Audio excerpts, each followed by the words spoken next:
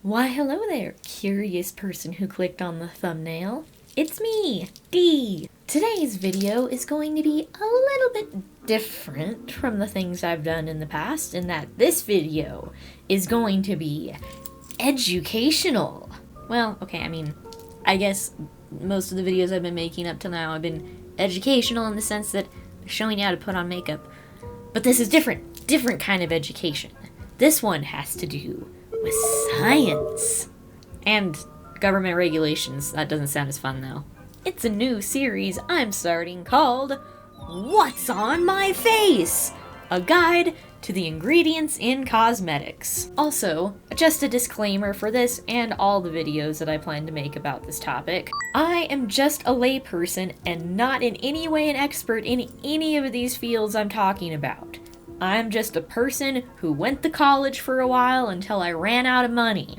Well, I will try my best to give you as accurate of information as possible. I am just a single person working on this in my free time, and I don't have, like, a research team or a fact-checking team behind me. It's just me doing all of this. If you're curious to learn more, I urge you to check out my sources, which I will post in the description, and read for yourself. If you think I may be wrong about anything I say in this video, please kindly, politely correct me in the comments below. All of my research is from the perspective of cosmetic laws in the United States because that's the information that's easiest for me to find, and it's also where I live, so it's the most applicable to me. Things may be similar or different, depending on the country you live in. And now listen, I'm not here to try to scaremonger or anything. I know for some people that gets good clicks, but that's not my thing. I'm not here to tell you,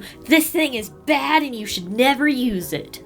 Obviously, by the sheer amount of makeup I'm wearing on my face, you should know that's probably not the case. So when you think about it, what's the biggest organ in the human body? Is it the brain? That thing's kind of big, takes up your whole head pretty much. Is it the liver? Geez, look at that thing. It's really taking up a lot of space in there.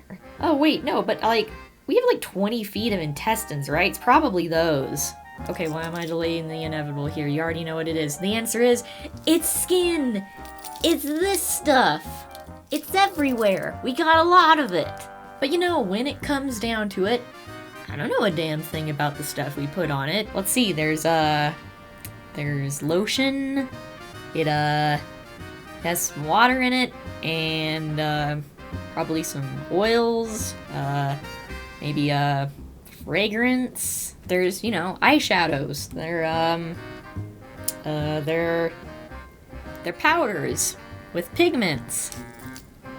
There's lipsticks. Well, I know that they used to be made of whale fat back in the day, but that hasn't been true for a while. Oh, dead bugs. Some of them are made with a pigment made from dead bugs. I know that much.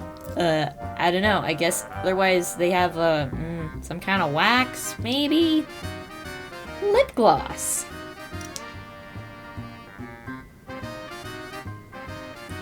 I don't have the first clue what this is made out of. In essence, I realized, yeah, I don't know the first thing about this. And that means there's a gap in my knowledge that I could look into and research. Things I could learn. So, I started doing some research, just to kind of see where it would go. And oh man, the rabbit holes that opened up. It's kinda nuts. But before we get into any specific ingredients and the story behind it and where it comes from and what it does and blah blah blah blah blah, we need to get some groundwork out of the way. Hence, this introduction video. I looked it up, and on average women use 12 personal care products every day, which exposes them to about 168 chemical ingredients every day. That's on average, of course. I'm sure, at least in my case, it's going to vary greatly depending on the day, because there's some days I do a lot, and some days where I don't do anything. By the way, men on average use about half of that, but they're still exposing themselves to about 85 cosmetic ingredients a day, so boys, this is for you too. Now, of course, the vast majority of these are perfectly safe. When you go to the store, you buy some stuff, you bring it home, you don't think that much about it really, at least as far as is it safe. I mean, we kind of expect if it's being sold on store shelves, well, I mean, somebody's tested it, right? I mean, nobody can just sell dangerous makeup. The FDA oversees all that, right? Well,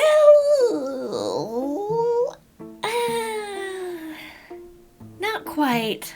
Now, of course, the vast majority of ingredients in cosmetics are perfectly safe. The issue is we don't exactly know for sure which ones are and aren't because, most have not been tested for safety. At least not by the FDA, they haven't. Yeah, the FDA just doesn't test cosmetics unless there's a pressing need for it to. In fact, the FDA hasn't updated its regulatory policies on cosmetic ingredients since 1938 when it first introduced them. Yeah, it just hasn't touched it since then. And it might not have bothered making any regulations at all if it weren't for two incidents that happened the year before. The first was one of those patent medicine elixirs that were all the rage in the 1800s and early 1900s that killed 107 people, most of whom were children, because it contained diethylene glycol, which you might also know as, antifreeze. And yes, this was marketed for kids. That's pretty depressing. Oh, and by the way, the owner had this to say when he was finally confronted about this fact. "We have been supplying a legitimate professional demand and not once could have foreseen the unlooked for results. I do not feel that there was any responsibility on our part." Ha! Some things never change, do they? I can just see it as a tweet right now. Clearly someone felt some responsibility for that incident though, because the chemist in charge of manufacturing it killed himself. Also, really dark. The other incident was a mascara called Lash Lure that was supposed to stain the eyelashes black so that you didn't have to use it as often. Convenient, right? Mascara that just stays on for a week and doesn't smudge everywhere. Problem. It contained paraphenyl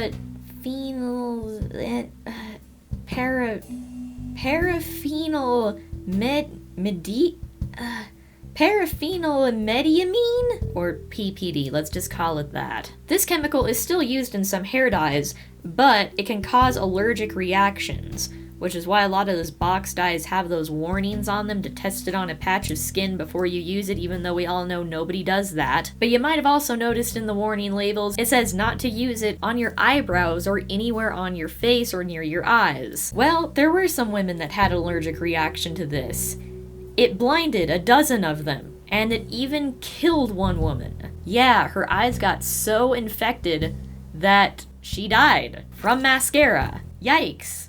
I'm glad I didn't live in 1938. When the FDA made its regulatory policies in 1938, they placed the burden on cosmetic companies themselves to prove that their product was indeed safe, or else it would get slapped with a label that said, "Warning, the safety of this product has not been determined." Well, obviously, any company that wants to sell you a product doesn't want that slapped on the label, so cosmetic companies started testing their makeup themselves, mostly on animals. Yeah, by the way, this ruling is also what started a lot of animal testing in cosmetics and medicine. Well, that's a whole nother topic for another day. But just know that, yeah, for the technology we had at the time, it was probably a good idea and saved a lot of lives. Just not rat lives.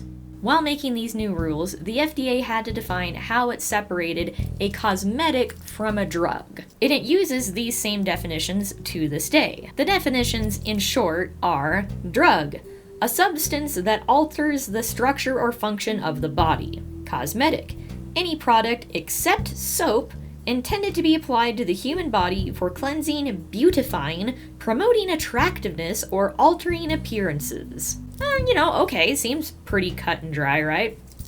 Pretty good definition. There's just a little problem. Skin was thought to be mostly dead inert tissue with no permeability in the 1930s. Today, we know That's not the case at all. So, what classifies something as a drug or a cosmetic has much more to do with how it's advertised than what it actually does. For example, face creams with AHA or alpha hydroxy acids and petroleum jelly or Vaseline are both products used to moisturize the skin, although the mechanisms of how they do this are different. Both could accurately be said to alter the structure and function of the body. But Vaseline is sold as an over-the-counter drug and is labeled as such, while AHA face creams are sold as cosmetics. AHA skin creams are often marketed and sold as something like a luxuriously rich moisturizing cream to use day and night for younger, more radiant looking skin. So that falls under altering appearances and thus is a cosmetic. Petroleum or petroleum jelly or Vaseline, whatever you want to call it, those products are marked and sold as for the temporary relief of dry, chapped lips or skin. This would refer to altering the structure of your skin to relieve a condition, and thus, it's a drug. If you think that sounds completely arbitrary, you're right! The FDA definition is super outdated and has not kept up with modern science. Unfortunately, the cost to redefine this and alter a $200 billion global industry is more than any single government is willing to undertake, especially considering there are a lot more pressing matters that the FDA has to contend with. I'm looking at you, highly unregulated vitamin and supplement market. And overall, the cosmetics industry hasn't actually caused that many problems since. There are some people that have been trying to change this, however. The Personal Care Product Safety Act was introduced in 2015, which would give the FDA greater regulatory oversight of the cosmetics industry. From the text of the act, it would require the FDA to develop and implement cosmetic manufacturing standards that are consistent with existing national and international standards, be allowed to inspect a company's cosmetic safety records, recall a cosmetic that is likely to cause serious adverse health consequences, and encourage cosmetic safety testing practices that minimize the use of animals. Sounds great, right? Where is it? Well, after making some initial traction, the act has been stuck in government legal purgatory since around 2016 when some certain things happened in the government. There's a whole bunch of bills and acts and various things that are in this exact same situation, so don't expect to see any progress on this until certain government things are different. So, in general, when it comes to the FDA and cosmetics, the FDA doesn't test anything. It relies on companies to do all that themselves. The FDA can only act to remove a product from store shelves if it is deemed to be mislabeled or contaminated with a dangerous substance. The FDA does inspect manufacturing facilities, but companies don't actually have to register with the FDA. That seems like an obvious loophole, but I don't know. I'm not a legal expert. Companies that make therapeutic claims about their product on the label must go through an FDA drug approval process. This makes it in many companies' best interest to not put any therapeutic claims on their product, because going through the FDA drug approval process takes a lot more time and money than just not claiming it has any sort of therapeutic benefit. When it comes to the studies we do have for ingredients in cosmetics, we have little to no long-term studies about the effects they have. All of the testing done by companies is for short-term effects like contact dermatitis or allergic reactions. To make things even more confusing, a finished cosmetic product is almost never tested. It's the individual ingredients within it that are tested at some point. So, if two ingredients mixed together could cause, say, an allergic reaction that might not have happened if they had been separated, well, we wouldn't know, because we don't usually test the finished product. So why don't companies, or anyone else for that matter, do these long-term studies on cosmetics? Well, if you've been buying and using makeup for a few years or more, then you might have a clue why. It's because the formulations of cosmetics, even the same product, from the same company changes every few years. There would be no way to trace anything back to any product in particular. That said, there are some long-term studies on individual ingredients, but those, they got some problems too. The big thing that most people are looking for or worried about in any sort of long-term exposure versus short-term exposure study is the dreaded C word. Cancer. I mean, really, we see it in the media, it seems like every other month. New innocuous thing that everybody loves probably causes cancer. Of course, is that what the actual study in question said, or is that just how it's being reported? We all know the media just loves those clicks, and it knows that cancer gets them a lot of clicks.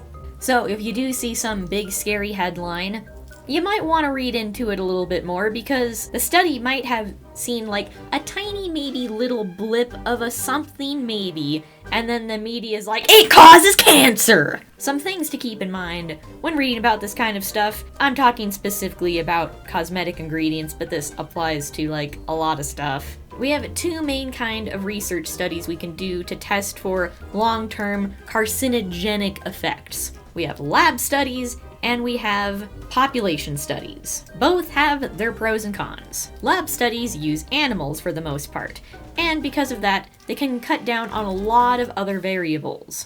But there's some problems with that. Remember that studies looking at carcinogens in animals might not actually be carcinogens in humans. Animals are different. Also, lab animals are almost always exposed to way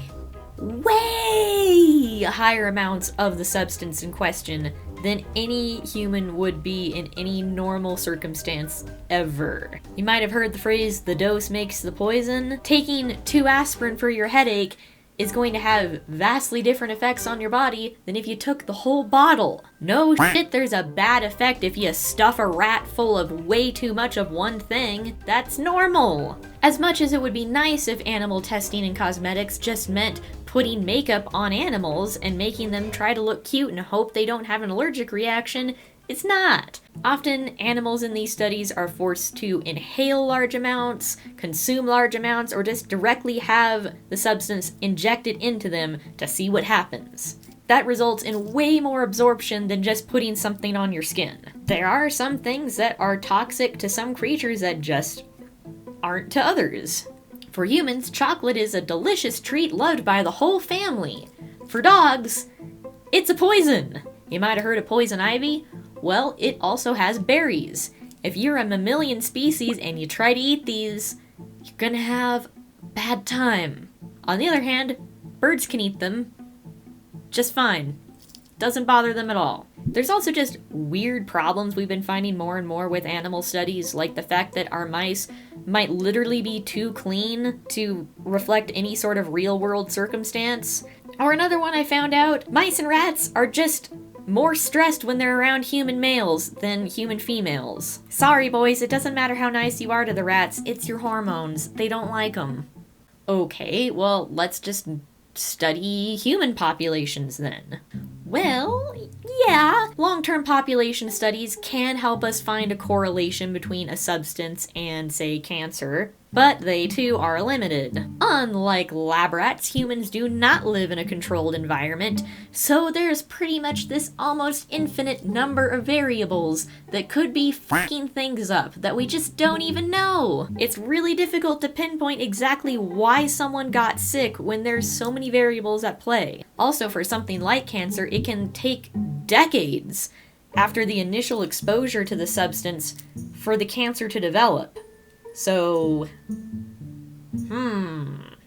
okay, well, how do we know anything then? To determine if something is carcinogenic, we pretty much just have to do both kinds of studies and then combine them and look at the data from both. If a substance is both routinely causing cancer in the lab animals we're testing it on, and we can see a positive correlation between the substance and cancer in humans over time, I mean, it's not definitive proof yet, but there's enough to be concerned and to warrant more study. We've done this for a whole host of substances out there. You know, the planet has a lot of them. And we qualify substances in one of three categories. We've got known carcinogen, probable carcinogen, and possible carcinogen, in order from most cancery to least cancery, but still maybe a little bit cancery. But that doesn't mean that much by itself, so let me give you some examples of things you've probably heard of that fall into each of the three categories. Some known carcinogens include things like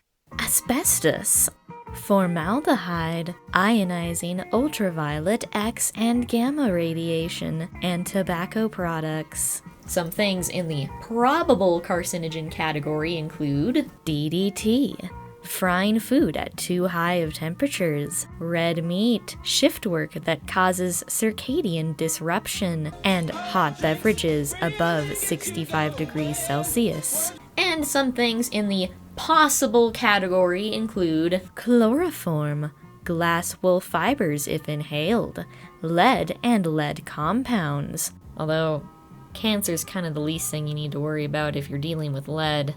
Naphthalene, or the main ingredient in mothballs. Nickel, just the metal nickel. Progesterone, well, can't get rid of that. And occupational exposure in carpentry, dry cleaning, firefighting, printing, and textile manufacturing. Great! My husband's worked in 2 of those! Most cosmetic ingredients that end up under any kind of suspicion fall into the possible category, meaning there is potential for harm but limited to no evidence of this in humans. So, a substance you might hear about in the media as the new trendy cancer-causing thing still might be less cancerous than shitty shift work.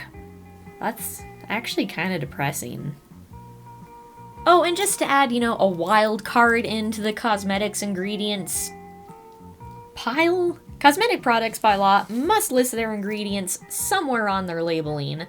But there's a catch. The list does not have to contain flavors, fragrances, or anything deemed a trade secret. Now, this eyeshadow palette probably doesn't apply to any of those because there's no flavors in it, there's no fragrance in it, and I don't think it's a trade secret. It's colored powder. But that definitely does apply to some other cosmetics out there, so if you're allergic to a certain ingredient that's often used in perfumes, you're shit out of luck! You don't know until you try it, which is kinda concerning as someone who has a lot of allergies. Oh, and before anyone says, hey, it's fine, I'll just buy the natural green or organic stuff. Yeah, that's not gonna help. In fact, I looked it up, and the American Cancer Society notes that consumers should be aware that there is no evidence that cosmetic products labeled as natural, organic, or green are in fact safer than products that do not carry these labels. Well, that was enlightening. Also kind of confusing. Hopefully I didn't confuse you too much. It's kind of confusing for me too. The gist is, there's a lot we don't know. And the FDA doesn't really test this stuff. Which means I guess it's on me, the consumer, to do all the research. Well, that's why I'm doing this, so I can do it for you. I'm honestly just kind of a person who likes reading about this stuff. I do it in my spare time anyway, and I thought, I might as well make a video or something out of it. I may not be the face you would expect to tell you this stuff. I'm not a safe, bland, generic-looking person with a green screen backdrop of a lab to give some sort of air of faux authority. Nope. It's just me. You get me. Hopefully you learned something. I learned something. A lot of that, I realize, kinda did just sound like well, we don't really know anything. I don't know, it's all a mystery. But like I said, I don't want this to be like some kind of scaremongering series here because, when you look at it, big scandals about ingredients in cosmetics are pretty few and far between compared to some other industries out there. I don't think there's any big evil companies out to poison us or anything. obviously a company that wants to make money, wants to make a good product and a safe product, because they know that the blowback from not having a safe product is probably gonna be pretty bad for the bottom line. Now, I don't want to also go full, oh, the free market just fixes everything on you either, because, well, that's also not always true, but I don't know, it's kind of a balance in this case. I personally would like to see a little bit more FDA regulation and hands-on aspect as far as some things go, but I also get it that they are busy with a lot of other things, and yeah, the cosmetics industry for the most part is pretty good about not causing problems. Good job, cosmetics! You didn't fuck up too bad. So if you learned something in this video and you want to see me do more things like it, hit the like button. It lets me know that I should do more. And if you want to see more content about what's in our makeup, you should subscribe, because I plan to keep doing this. Now, I plan to keep doing other just more normal makeup-y videos too, but you know, I wanted some variety while still kind of staying on topic. So stay tuned for the first video that's going to be tackling an actual ingredient and not just getting all this background info out of the way, where I look into one of the most common and ubiquitous ingredients in all of makeup that I knew nothing about. Talc! And oh boy, did I find a rabbit hole, y'all. So keep your eye out for that, and until then, I'll see ya in that next video. Bye!